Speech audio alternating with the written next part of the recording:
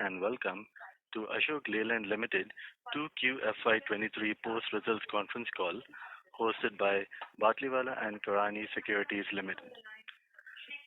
As a reminder, all participant lines will be in the listen-only mode, and there will be an opportunity for you to ask questions after the presentation concludes. Should you need assistance during the conference call, please signal an operator by pressing star then zero on your touchtone phone. Please note that this conference is being recorded. I now hand the conference over to Mr. Annamalai Jayaraj from Batliwala and Karani Securities. Thank you, and over to you, sir. Thanks, Vivian. Good afternoon, everyone. On behalf of B&K Securities, welcome to 2QFY23 post-results conference call of Ashok Leyland Limited. I also take this opportunity to welcome the senior management team of Ashok Leyland Limited. We have with us today Mr. Dheeraj C. Hinduja, Executive Chairman, Mr. Gopal Mahadevan, Whole-time Director and Chief Financial Officer, and Mr. K.M. Balaji, Deputy Chief Financial Officer. I will now invite Ashok Leyland management for the opening remarks to be followed by question and answer session. Over to you, sir. Thank you. Good afternoon, ladies and gentlemen.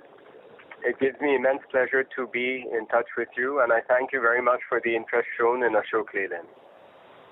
I will quickly run through Q2 performance as well as some of the latest developments.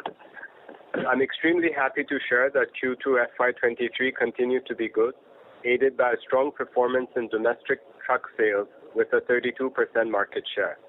This is almost a 10% increase over our market share during the same period last year. This is the third consecutive quarter of 30-plus market share for Ashok Leyland. In Q2, MHCV truck volumes have grown more than 1.5 times of the industry growth. AL growth at 102% versus TIV growth at 39%, resulting in Ashok Leyland market share improving to 32.3% as compared to 22.2% in Q2 of last year. Sequentially also in Q2, AL's MHCV truck market share has grown by 1.2%. Our market share has grown to 32.3% in Q2 from 31.1% in Q1.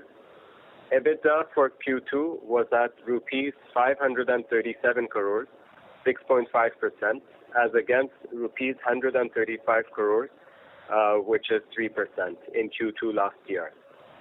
LCV, which was on a growth phase, has been marginally impacted by semiconductor shortages, but for Q2 volumes were still higher than last year by 28%.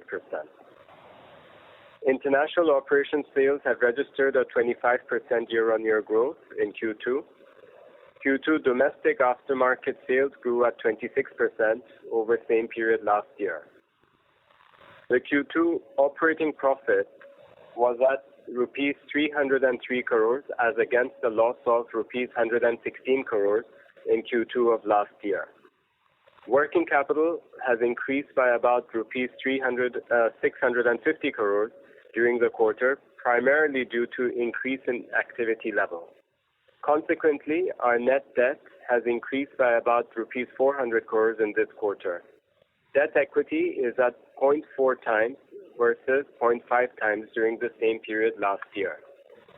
During the quarter, we have launched 4825 tractor with 8.6 4-valve engine, Avatar 4220 and 4420 tractors, 4120 30-foot and 32-foot, Boss 1920, Cargo 6x4 ready-mix concrete, 1920 with G45 FES expanding our range.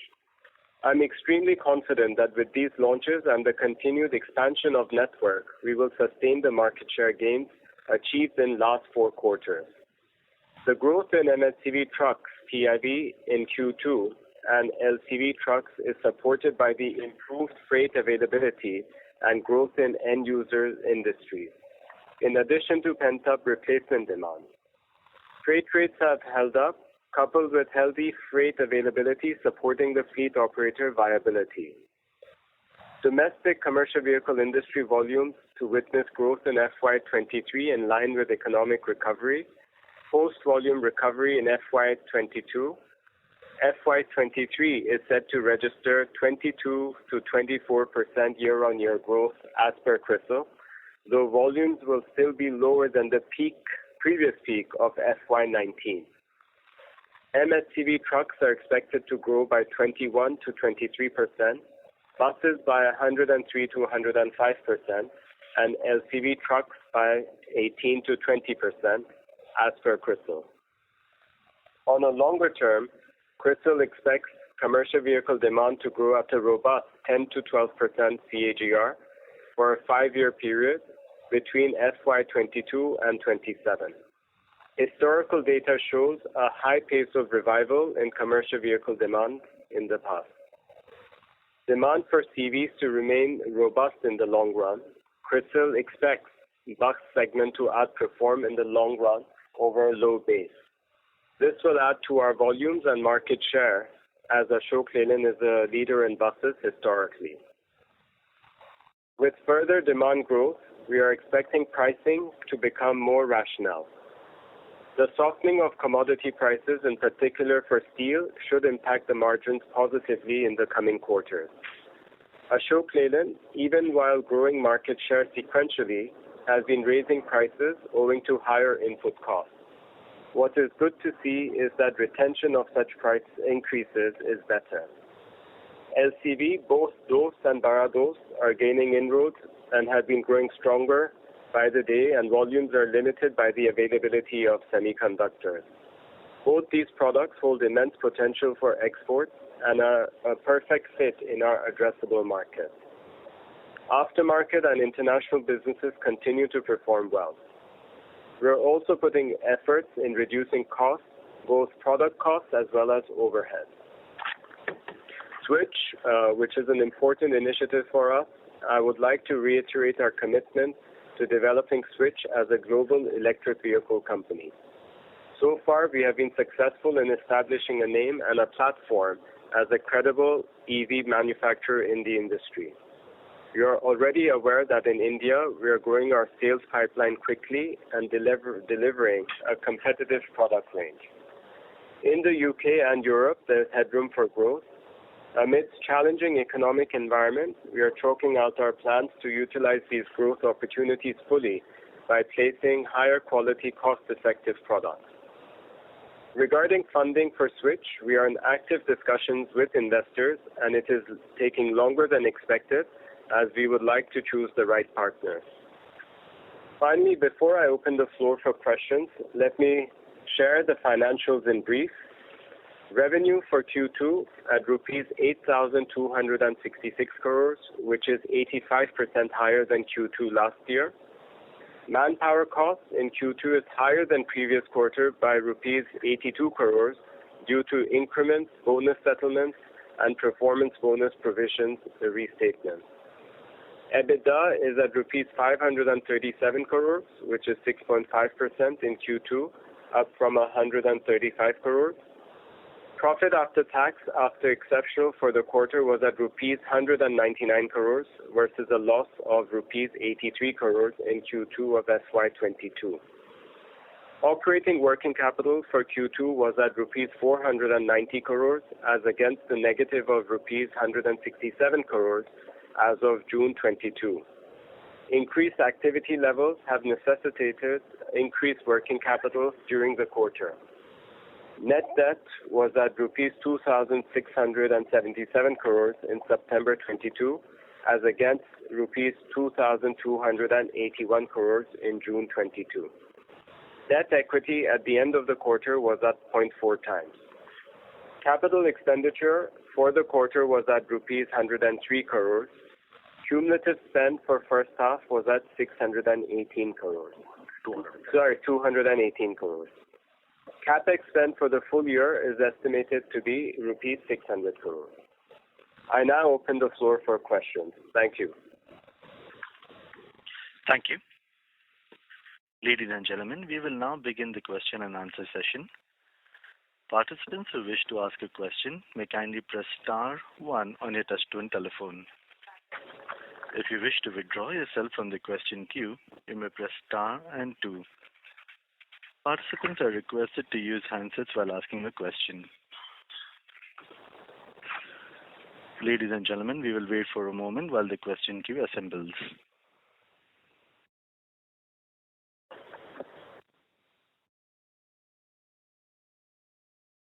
The first question is from the line of Pramod Kumar from UBS. Kindly proceed. Yeah, thanks a lot for the opportunity.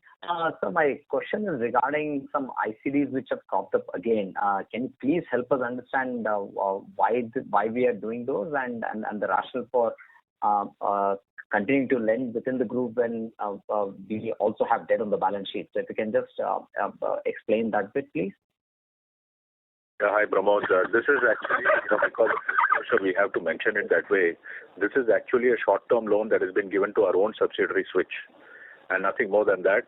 So the entire amount of 200 crores has been given at for kind of helping them execute some of the orders that they're getting. Switch has got some great orders in place, the BMTC, the BEST, double-decker, plus the existing orders. So that's what it has been given for. It has not been given for any other group company. It's to our own subsidiary. But Gopal, I'm just trying to understand the funding bit here because we've been talking about raising money at Switch for almost a year now. So what is the way out if you're not able to find any private equity investor at your terms? I believe it's more about the terms and the restrictions which come with those funding, right? So is there a plan that you may think of eventually funding this yourself by raising equity at Leyland's level? Pramod, hi. No, I think like you rightly said, there is interest in electric vehicles from many private equities and sovereign wealth funds as well. We have been delayed, as you point out, but we do feel that this delay, one, should not affect the long-term potential in this sector.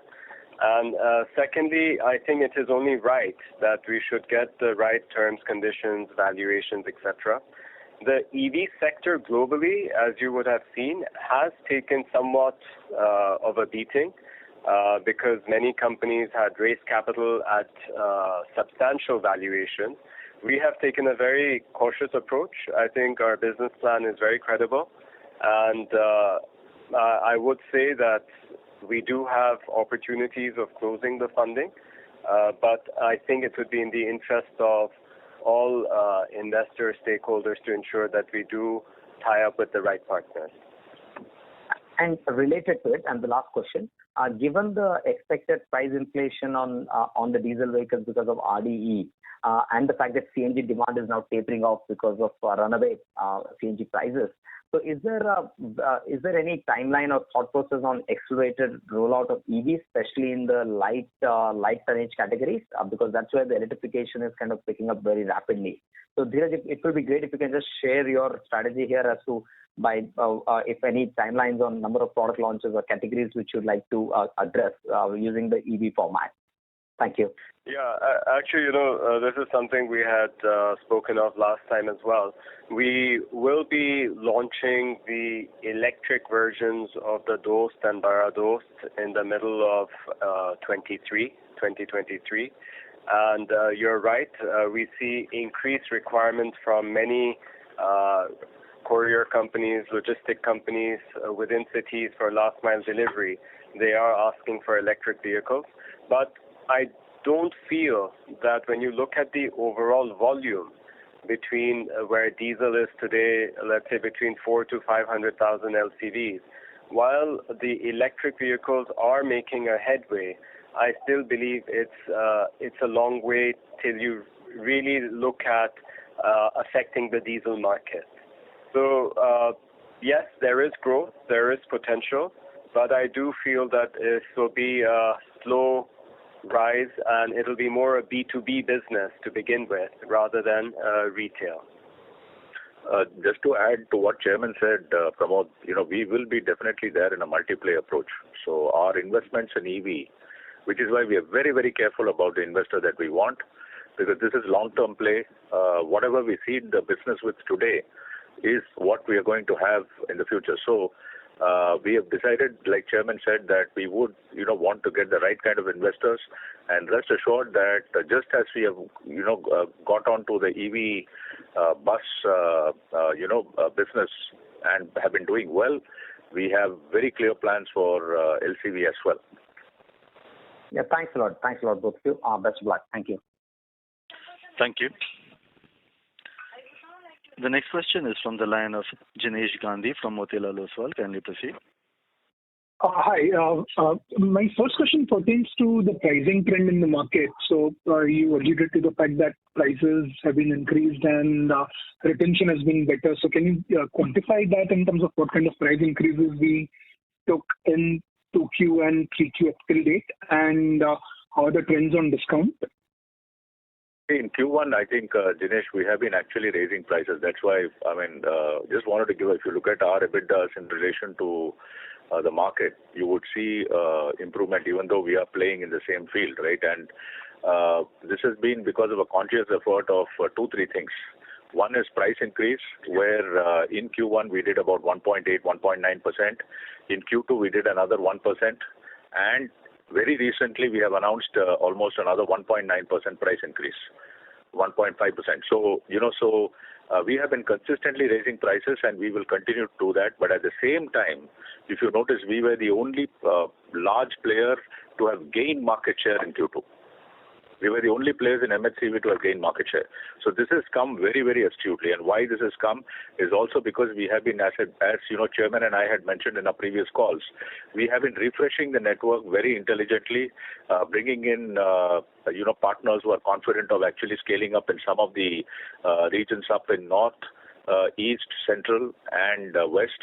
And I don't know whether you folks have noticed that, again, not only have we grown significantly, not only have we raised prices, we have increased market share, and more importantly, we have increased market share in all geographies. North, East, West, Central, South, we have actually increased market share all through. So this has been a very, a very planned and systematic approach of growth instead of just looking at either market share or profitability. Like Chairman repeatedly says, we want to grow, certainly we will grow, but we will grow profitably. Got it. And are you seeing discounts coming down or at least stabilizing given the demand environment in which we are in?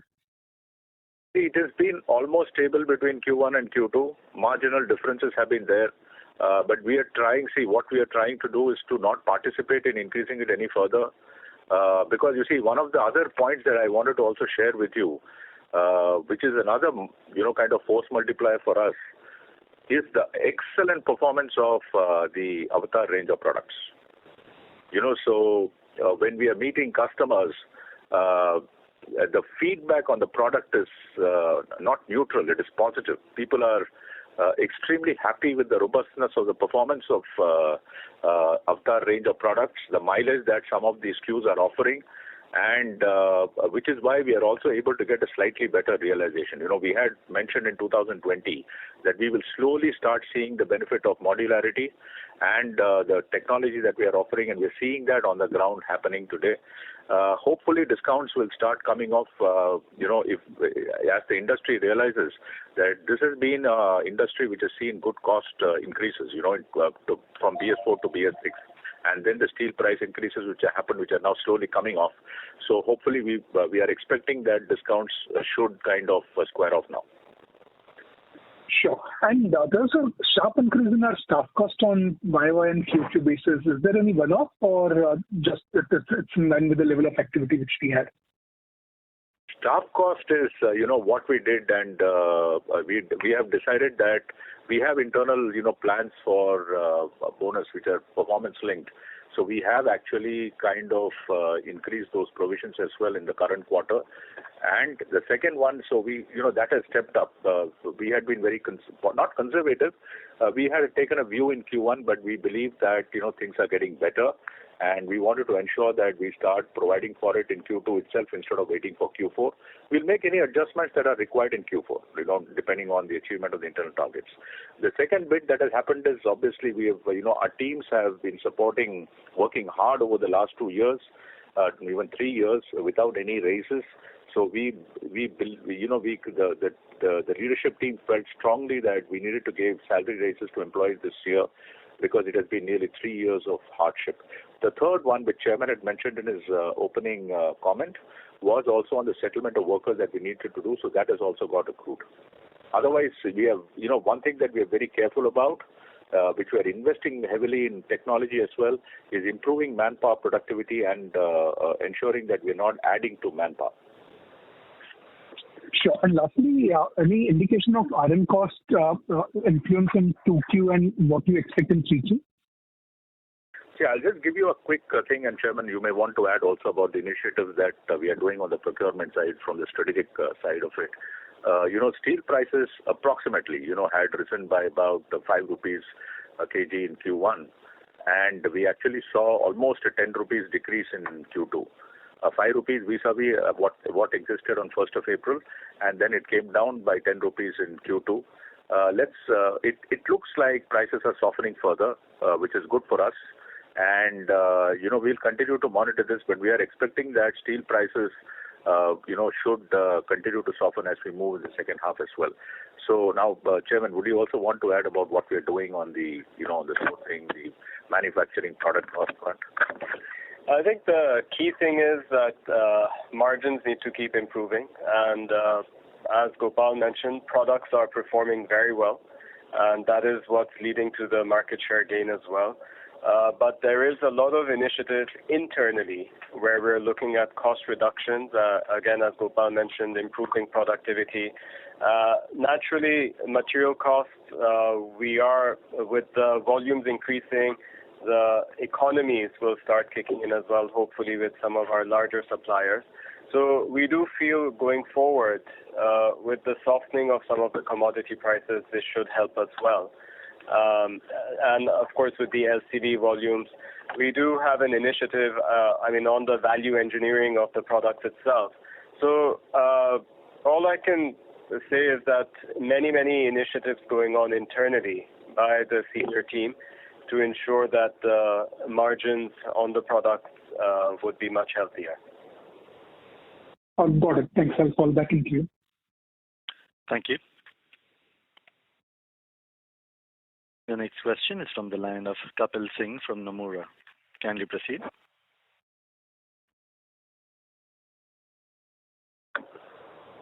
Mr. Kapil Singh, you are unmuted. Kindly proceed. So, thanks. Can you hear me now? Yes, we can. Hi, Kapil. Hi, sir. So, sir, I have two follow-ups, small ones. On the employee costs, are you saying that the Q2 level is what will sustain going ahead, or is it the H1 level? Well, we'll figure it out, because I think what will happen is it will be somewhere, but the truth is somewhere between Q1 and Q2. The reason is we did a catch-up in Q2, right? So Q2 has taken possibly the full impact of, the catch-up that needed to be done. So we will see some softening in Q3. So the numbers will be somewhere in between Q1 and Q2, Yeah. And second, on the commodity costs, because, the RM to sales has seen an improvement of about 100 bits or so, right? Hello? Yeah. Oh, sorry, Kapil. Just wanted to say that the manpower cost absolute, while you look at it, the other thing is we are also expecting the growth in the industry, right? So we possibly will see growth in the top line as we move forward into Q3 and Q4. So when you look at a percentage to revenue, we believe that will actually come up. I thought I should clarify that. Otherwise, absolute manpower cost is one part. Yeah. Okay, back to you. Yeah. Thanks, sir. So when I look at the raw material to sales, it has seen some drop, nearly 100 bips. But you took up prices by 100 bips, and you also mentioned that the steel price during the quarter came down by 10 rupees. So I imagine the benefit should have been larger, or were you carrying inventory and therefore you not got the full benefit of that drop in steel price as a So I would have been disappointed if an intelligent person like you did not ask that question. But the point is you also had the answer for it. We have inventory of raw material and WIP and FG. So, that needs to be sold out.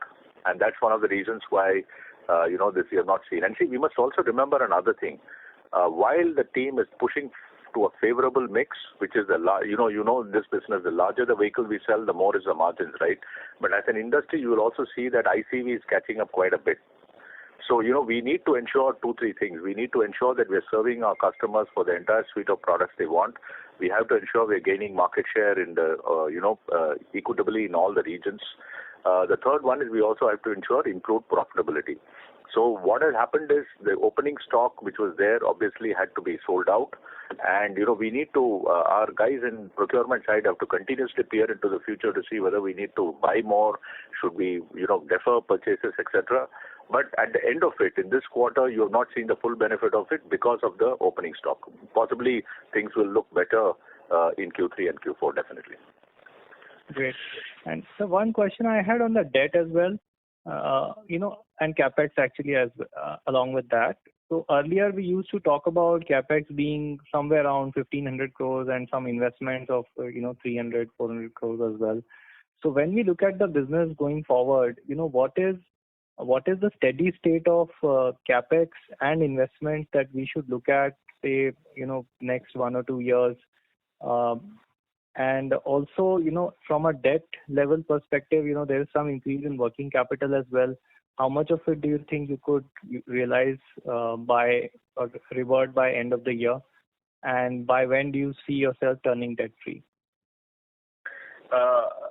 We had never had capex levels of 1,500 crores. And I think going forward as well, as I mentioned, 600 crores is what we foresee for this year. Majority of the capex that we had envisaged happened already with the Avtar, the BS6. And so going forward, I would expect our capex to be in that range of 500 to 700 crores. Because the product range is already in position, and the incremental capex that we move forward with will hold us well for the future product ranges as well. On the working capital, Gopal, would you like to? Yeah, I would only mention one thing. While we will continue to endeavor to improve our working capital, the debt level positions, I think our working capital situation is not at all bad. This working capital situation is actually pretty decent for the industry that we are in. We are having what happens is we are also having, when the market is growing like this, we need to keep some ammo ready. So we keep our inventory levels slightly higher because if there is an upside in sale, we need to be able to provide those volumes to the sales and marketing team if there is a quick upside that comes in. The second is, as we mentioned, as the revenue numbers actually start going up, you will see that, the receivables start to go up a bit because we are not getting back into cash and carry immediately. At the same time, I just want to kind of assure you, at the senior leadership level, among the various matrices that we keep almost looking at on a daily basis, receivables and inventory is one of them. And we are ensuring that receivables are monitored efficiently. We have no concerns on that, but we need to ensure that we are paying out the rope to our dealer partners to actually, make the sales in the market, and that has also helped. It has been a positive effect. The working capital that you're seeing has also been one of the reasons that has helped us in actually enhancing our market share. Having said that, we keep a close watch on cash. Our debt, as Chairman had mentioned and Balaji had mentioned, our debt to equity is just 0.4, and possibly by the end of the year, if things go as planned, we would see a significant reduction in the debt levels. All of it, by the way, is only short term. We don't have any, long and short term mismatches. We keep our long term funding separate and the short term funding separate. But you would see possibly that our debt levels will come off quite sharply by the end of the year if things go as planned. So, sir, this 600 crores includes the electrification capex also, and what is the investment plan for next 1 or 2 years? Yeah, I'll just quickly share it and hand it over to the chairman.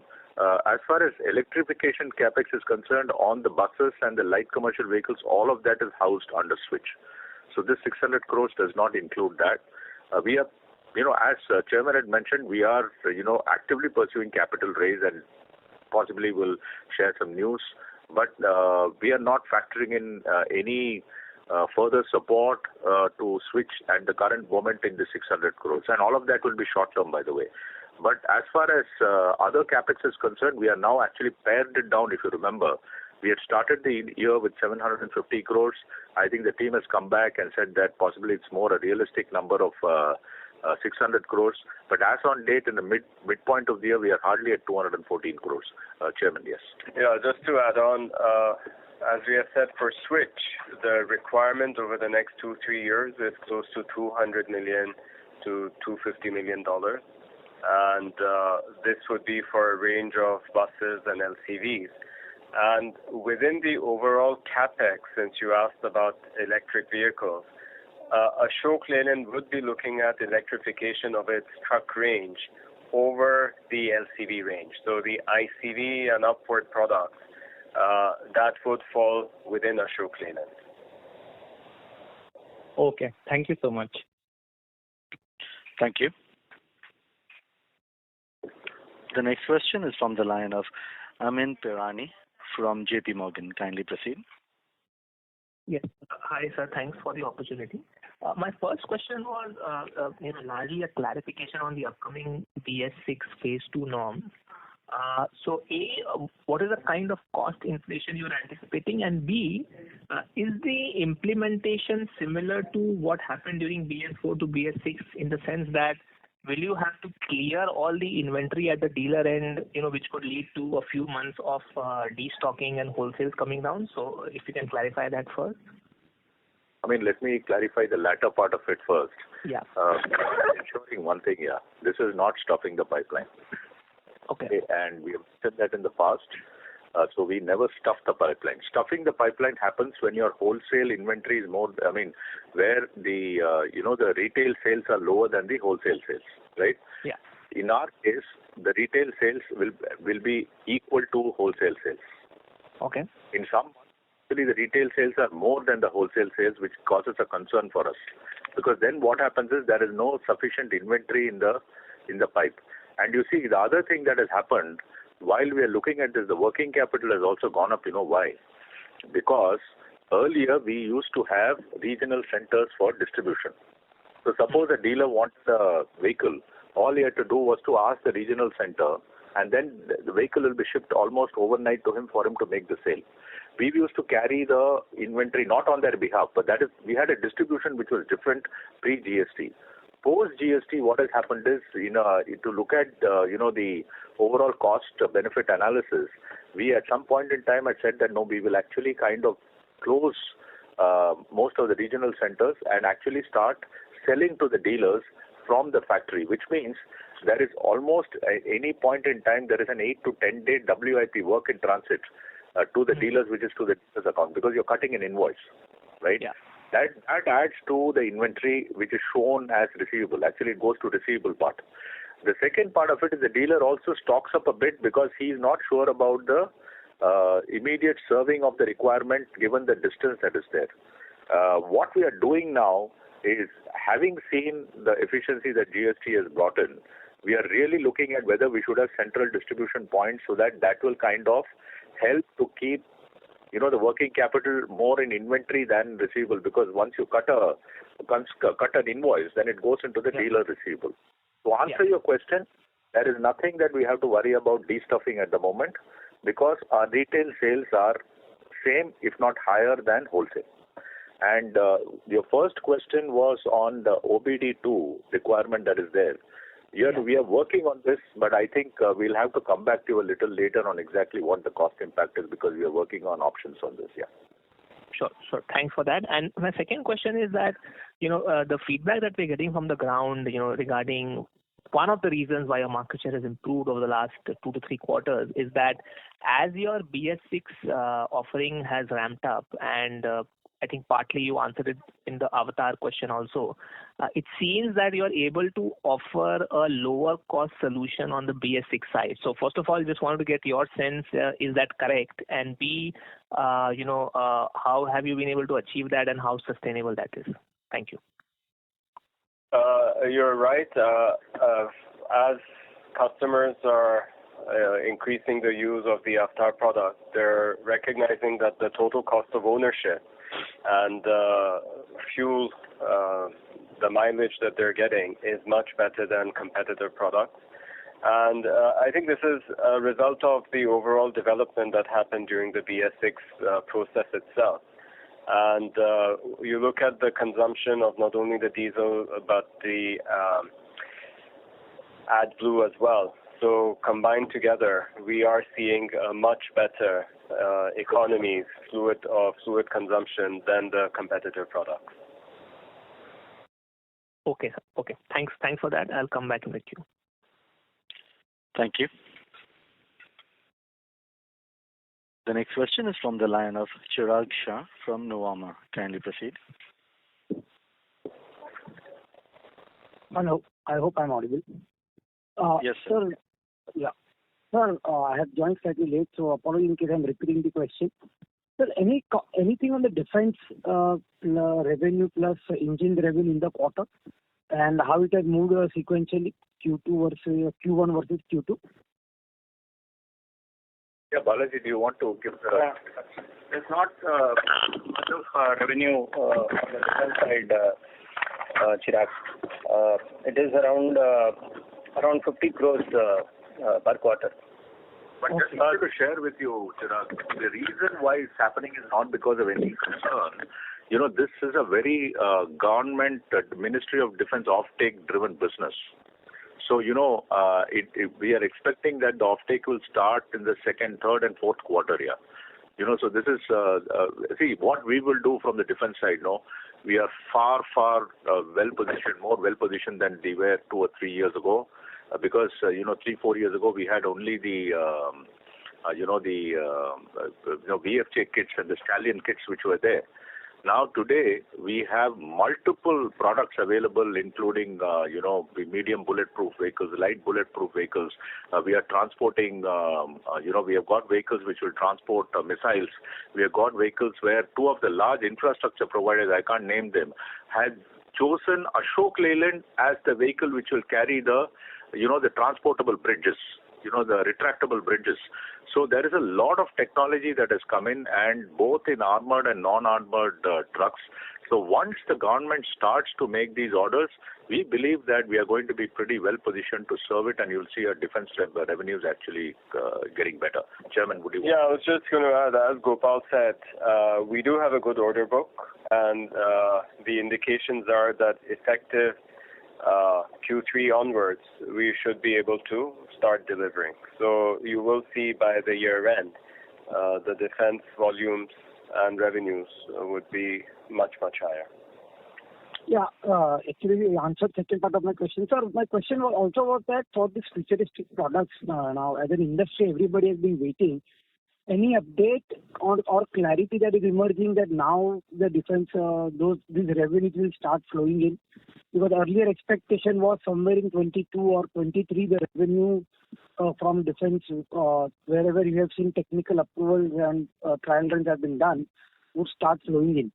So is it on course or there is any delay? Any update if you can share would be helpful. See, what has happened, Chirag, is we've as a country, of course, there is a for a defense business. I mean, security across the parameter of the country is actually pretty needed. The second bit of it is that the government has been tackling COVID and its aftermath over the last 2 years. So while they have been actually looking at defense, the procurement has not really started.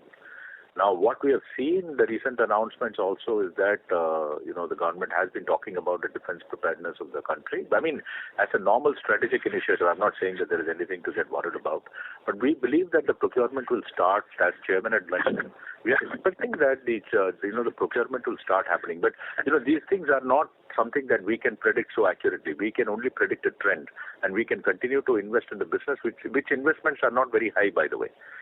So what we are doing is we are offering various vehicles for applications, and we're keeping it ready. We are getting it certified by the Ministry of Defense, and we're keeping the offerings ready. We have, won the tenders also, but now we'll have to wait for the offers to come in. Obviously, the government will place these orders because otherwise they would not have been floating these tenders and specs here.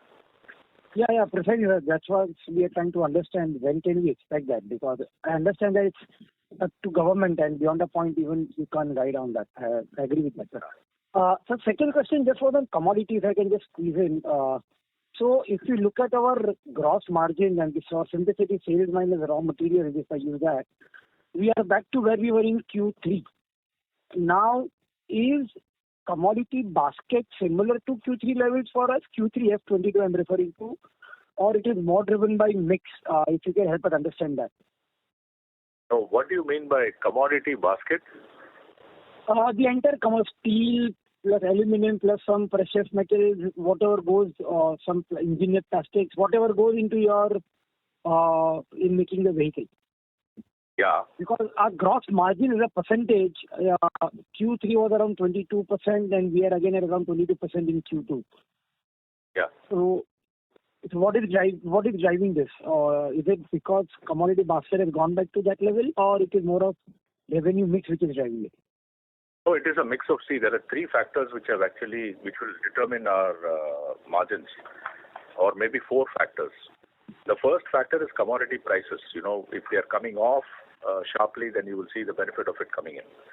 But then the second thing is what is the level of inventory we carry, not only in raw material but also in WIP and FG. So nearly about, if you in this industry you will carry at least a month and a half of inventory, not in absolute inventory, not in finished goods, but in various forms, including potential orders that we have placed with vendors, right? I mean, we can't renege on them, right? So that will happen. And in times of inflation, this also helps, right? We have seen that there is a lag in our commodity price increase. So this is the second factor.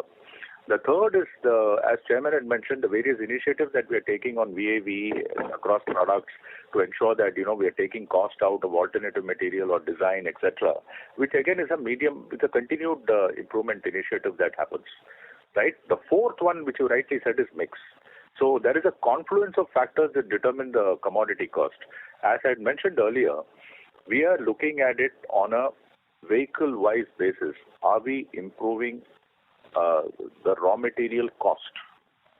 We are looking on a vehicle-wise basis. Are we improving the net realization after discount? So while discount is one factor, we are saying, are we raising prices higher than the discounts to ensure that the net realization improves? While we are doing that, so on a vehicle platform basis, we are actually improving. What happens is if there is a mix change, suppose we sell a little more ICV in a particular quarter, obviously the mix will have an effect. So it's a confluence of all four factors. Yeah. Okay. And lastly, on this industry volume growth, according to you, when does the base effect start kicking in? And what is the normalized kind of volume for industry you would be happy with for 24? Sorry, can you repeat? What did you say? What kicks in? The base effect, because as of now, we also had a favorable base for volumes, and hence we are seeing a very accelerated volume growth. So from when does the base effect of volume start kicking, especially for medium and heavy vehicles? And F24, what is the kind of volume growth that you would be happy with as of date? I know that number could change from here on, but as of date, what kind of volume growth is what you would be looking at for 24 for industry? If you look at, if I may take on that question, if you look at the last year, only Q1 was affected by the COVID. And Q2, there was a gradual increase in the total industry volume. Q1, if I recall, was around 30,000 vehicles, and Q2, it was around 53,000. And Q3 was 64,000. And currently, in the first two quarters, we have been doing at around 75 to 80,000 vehicles per quarter. This is the situation. Then you can judge where we are with reference to the numbers which we have clocked in the last year. So the base effect going forward may not be impacting in a bigger way. So but the last year volumes, especially in Q4 was 94,000 and Q3 it was 64,000. So you will not see the base impact going forward in a big way. Over to you. No, the only thing that we are saying is all the same reports here, we're saying that by the end of this year, as per forecasts, the industry would be close to the previous peak, which was about 390 or 395,000, right? And it won't be at 395,000. That's not what I'm saying, but somewhere, maybe close to that. What it actually means is the demand maturity curve is actually catching up quite fast. The second one we must remember is that the size of vehicles have also gone up in comparison to what it was in the past. We have a lot more 49 tonners, 40 plus tonners, etc., which are actually having which is coming into the overall industry. I think we must also remember this is happening. You are right, and so is Balaji. There is a base effect in Q1 because last year Q1 was very low. So we've seen that happening. You are also seeing that this year, this quarter again, the growth has been there, but not at the same high level as Q1 of the Q1 period. So we should also be kind of clear that in the medium term, this industry is set to grow if the Indian economy is going to grow, because there is a multiplier effect vis-a-vis the GDP growth that we are expecting in the country to happen, and that's how we should actually plan our model. Great. Thanks a lot for it, and all the best. Thank you. The next question is from the line of Pramod Amte from InCred Capital. Kindly proceed. Yeah, hi. This is with regard to working capital. Sorry to repeat this, considering that interest costs are going up. So it seems like almost like you added 2,000 crores into the working capital side. How much of that is towards the raw material inventory and how much is towards finished goods? It is reasonably spread out here between raw material, FG and receivables. Added to that, yeah. The point is, we don't provide that level of granular details. All we can tell you is that our working capital situation is very much under control. It is not, it is not in a scene where we have given you two data points. One is we are ensuring, and we have always ensured that in Leyland, is that our retail must be equal to wholesale, or retail should be higher than wholesale. Maybe a one-off month may happen where we have, kind of wholesaled a bit in the last day and the retail has not happened. But we keep track that we are not pushing stuff into the dealership pipe. That's very important, right? And the second thing is we also are ensuring that our receivables position is strong. We review the receivables position. We ensure that, the collectability of the receivables is fine and the aging is fine. And of course, as we mentioned, we are keeping a little bit of inventory to ensure that we are ready to serve the market in the event. Because there can also be missed sales, which is awful to have just because we didn't have the inventory. But I don't think there is any concern on the inventory side that you should get worried about. Balaji, how many days of sale is net working capital? Roughly 5 days of... It's not significant at all. It's just 5 days, yeah. The net working capital. Yeah, Gopal, I appreciate, especially you have been managing and year-end you bring it back to literally a cash situation. The reason to ask is once you launch the Avatar platform, right? So there was supposed to be a lot of commonality of components and hence mix and match can be much easily done and cater to the marketplace. That was supposed to be one of the key reason to go for a modular, and hence the expectation that your working capital intensity should go down and whatever 300-400 crores you pay off in a year should also come in as a handy for you to fight out in the marketplace. So has it been achieved or you feel there is still a long way to go? No, it is being achieved. It's not a long way to go. See, these things take time. See, you must remember, Avatar was launched. It's a good question. Avatar was launched on April 2020. April 2021 was nothing. It was a complete washout. 21-22 first half was a total washout. So only now 22-23 second half RVC. This also takes a little bit of tryout. It's hard. So if you really look at the launch of Avatar and the fantastic performance that this range of products are having in the market, the real play on the ground has been less than a year. If you really look at it, that has been the thing when the volumes have started to be kind of flow down into the market. The second thing is, you see, Avatar brings in not only the raw material, you are right, we will have fewer number of vendors, which is happening. We will have fewer number of parts, which is definitely happening. And let me tell you this, while you have not asked it, the modularity will be a strategic advantage for us when we are actually looking at even alternative fuels like hydrogen. Because what happens is the basic structure of the vehicle is it is adaptable without a cost or a significant cost. So you will see those benefits coming on the RM side or on the WIP side. But you cannot say that Avatar will result in lower FG or lower dealer stock, because that is a sales strategy. Okay, it's not a manufacturing strategy.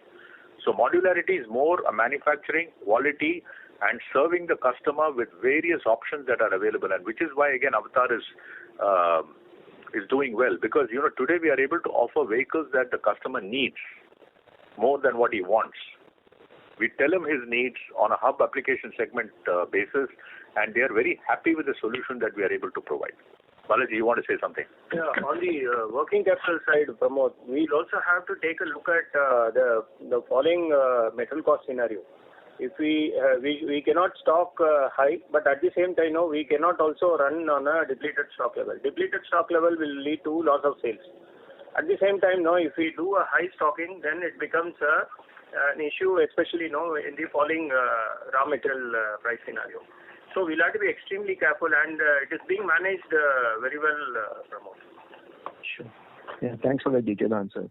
Second one is with regard to the demand front. Considering that you are a very strong player in the tractor-trailer segment, which caters specifically to the export-import segment, there seems to be some weakness on the export front, and the things are changing much faster on the weakness there. So how are you seeing the demand specifically to that segment, and it does have an implication for your product mix and profitability? In the export market, as you correctly point out, there are certain challenges as a result of the global scene.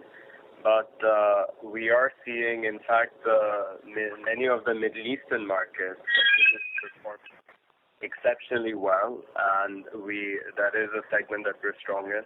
And we are also introducing new products into those markets, and we've extended the network throughout the African continent as well. Over the last 6-9 months, 15 new distributors have been appointed.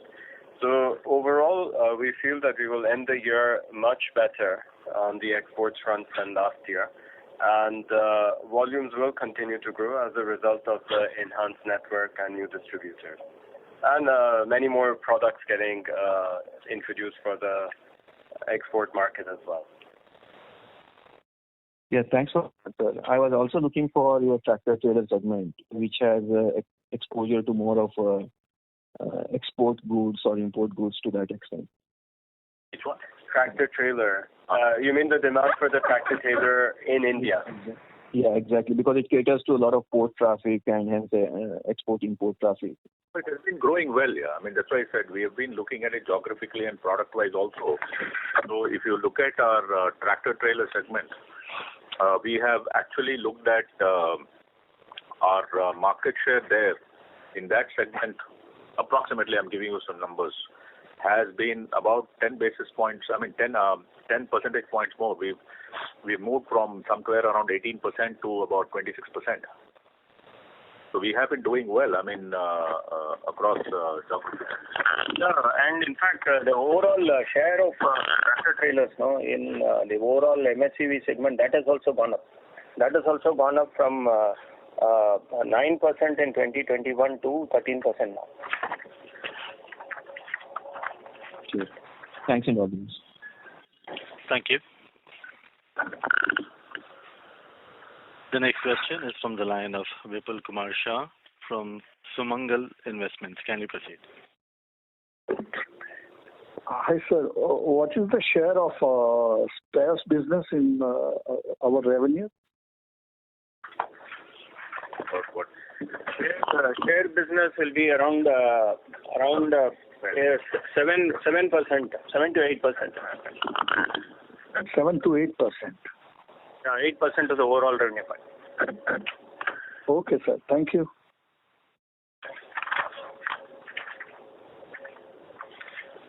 Thank you.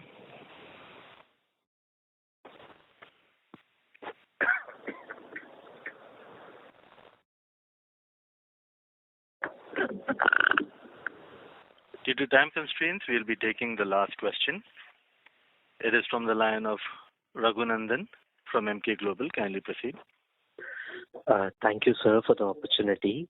Sir, my first question was on tractor trailers.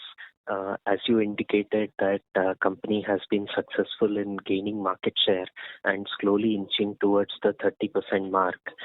Dealers indicate that Ashok's 4-cylinder vehicle has done well versus competitors' 6-cylinder vehicle. So just want to understand, how do you see this market share gain trajectory? Because we used to have more than 40% share in FY19. Do you see the recovery towards those levels? Yeah, we'll see. I mean, you see, I'm not too sure about the 4-cylinder, 6-cylinder that you mentioned, but certainly you see the all I can tell you is this: predominantly across the spectrum of products, but certainly across all zones. We have been gaining market share in the current quarter, and we will continue to pursue that growth as we move forward. Yeah, it's very difficult to say one segment, one particular thing, whether whether we will continue to get a particular target like 40%. But certainly, we want to ensure that we are getting into a higher and higher presence in the market, which means we have to enhance our broad strategy is this. Instead of just talking about purely MHCV market share, our broad strategy is to pursue domestic growth and share of business, but profitably. The second one is to grow our LCV business because LCV is a very, very important vehicle across the world. The third, for export, numbers as well, because globally, for every MHCV sold, we have about 3.5 to 4 light commercial vehicles sold. So it's a very important thing for us. The third one is also to ensure that we grow our international business. That's going to be very, very important. So we will pursue all three strategies. Yeah. Thank you, sir. On Hinduja Leyland Finance, so basically the segmental results have been improving quarter on quarter and year on year. Can you talk about the trend in collection, NPA, also the timeline for listing? Yeah, you see, as far as the listing bit is concerned, maybe I'll ask. The listing is expected, of course, based on all the regulatory approvals, probably around June of 2023. Right, and as far as Hinduja Leyland Finance is concerned, it is continuing to perform well. Its total, AUM is around 31,700 crores. It posted an income of 1,620 crores and a PAT of 215 crores, approximately about 13%. And its GNPA is at about 6.3 and an NNPA of about 4.4. Numbers are pretty good. And just as what the chairman had mentioned about the IPO that we are looking at post the merger with NXTL, which the company is looking at. The company has also already raised capital of nearly 910 crores from qualified institutional buyers. So there is no capital request now that will come up from HLFL to us. And secondly, they have sufficient capital for their growth. And we must remember there is another subsidiary called as Hinduja Housing Finance, which is a HFC which is doing exceedingly well, growing very fast. And we also have another joint venture between both Ashok Leyland and Hinduja Leyland Finance, which is called as Grow, where it's looking at solutions, both digital and financial, which we believe will be a multiplier effect for both our businesses. Both for Hinduja Leyland Finance as a finance company and Ashok Leyland as an OE. So, the erstwhile solutions business of Ashok Leyland has been transferred to Grow, and we have actually added some of the financial solutions, including freight financing, etc., into that. And you're going to hear a little more about that in the future. Thank you, sir. Thanks for the detailed answer. That's all from my side. Thank you. Ladies and gentlemen, that was the last question. I now hand the conference over to the management for closing comments. I would like to thank everyone once again for your interest. As we said, we are very much on an upward trend in this industry. Our products continue to perform well across all segments. Market share has grown in each and every zone, and new products will be introduced on a quarterly basis. And we do feel that the growth that we have seen in the first 2 quarters will continue going forward as well. Thank you very much. Thank you. Thank you. On behalf of Batliwala and Karani Securities, that concludes this conference. Thank you for joining us. You may now disconnect your lines.